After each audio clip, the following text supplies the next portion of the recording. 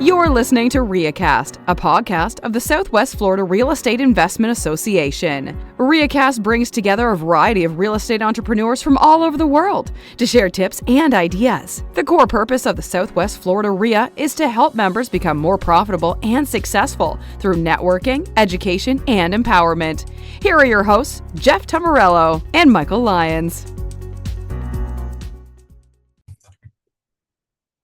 Foreclosure, the report was prepared for me and is shared with you for informational purposes. The data presented here has been compiled from multiple trusted sources, including the Lee County Clerk of the Court, MLS, which is accessed through my membership as a broker of Steelbridge Realty.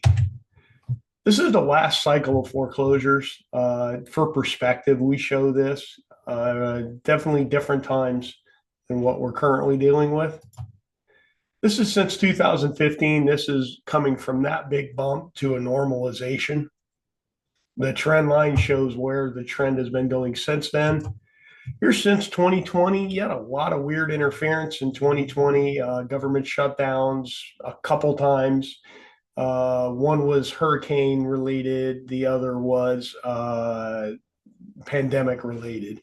And lately we've been flirting with those pandemic numbers. A comparison of the last cycle to this cycle, it's kind of rough. It's not perfectly matched, but it really shows you the red line's where we currently are. The blue line is where we were in the last cycle. So if you're trying to compare this cycle to the last cycle, you really don't have this backdrop.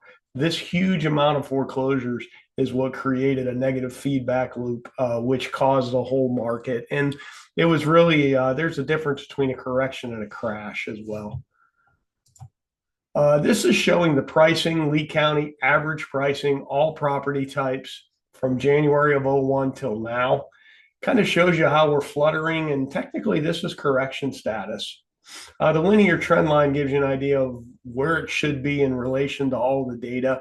Always good to have a little perspective with that. It shows you the market was significantly overpriced in 06. January of 2009 to 2011 was significantly underpriced. So something to keep in mind. This shows from 08, the bottom of the last cycle forward.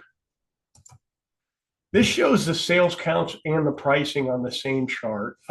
When the sales counts touch with the pricing, it generally is divergence to either upside or the downside. You see how they touched here, everything went down, touch here, starts growing up. So, and if you look at the gap between these two, it's starting to lessen, particularly if you average out some of the data. That's it. Look forward to seeing everybody at a meeting soon. This concludes this edition of RIAcast. Be sure to subscribe to receive our next episode.